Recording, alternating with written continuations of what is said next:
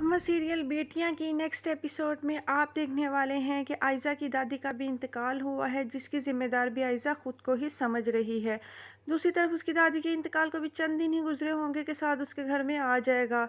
साद को सामने देखकर उसके बाप का खून खौल उठेगा और वो उसके साथ गुस्से में बात करना शुरू कर देगा कि तुम आखिर चाहते क्या हो, तुम हमारे घर में क्यों रोज़ रोज़ दंदन आते फिरते हो, क्यों हमें मोहल्ले वालों के सामने जलील करना चाहते हो। ये कहकर वो साद के आगे हाथ जोड़ देंगे।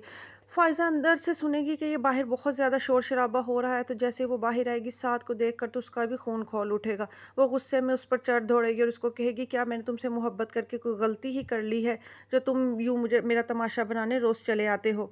तुम चाहते क्या हो आखिर, मेरा एक दफ़ा ही गला दबा दो। साद आयज़ा को भी कुछ कह नहीं लगा होता है कि आयज़ा ज़ोरदार तमाचा साद के मुंह पर मार देती है।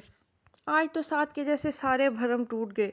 वो बहुत बददिल सा होकर इस घर से निकलता है।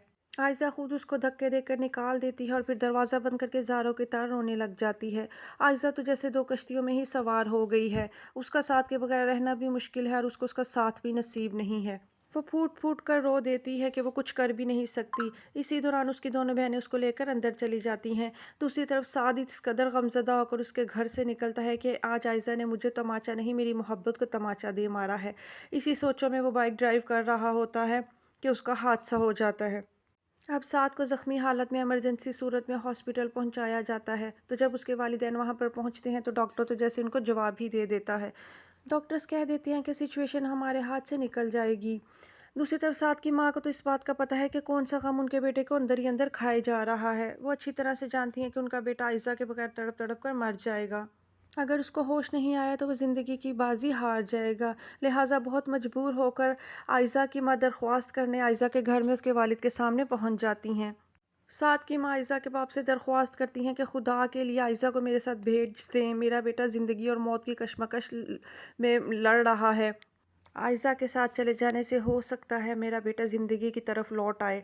प्लीज़ मुझे खाली हाथ मत लुटाएं। उसकी माँ गिड़गिड़ा कर उनके आगे मिन्नत समाजत करती है। तो आयज़ा के वालिद कशमकश में मुब्तला हो जाते हैं कि वो क्या करें, आयज़ा को इसके साथ भेजें या ना भेजें। मगर वो यकीनन आयज़ा को उनके साथ भेज ही देंगे, क्योंकि वो इतने नरम दिल इंसान हैं कि एक गिड़गिड़ाती और रोती हुई माँ की फरियाद को रद्द नहीं कर सकते। हो सकता है साद की इस हालत को देख के उनका दिल साद के लिए पिसत जाए और वो साद को दामाद के तौर पर कबूल कर लें।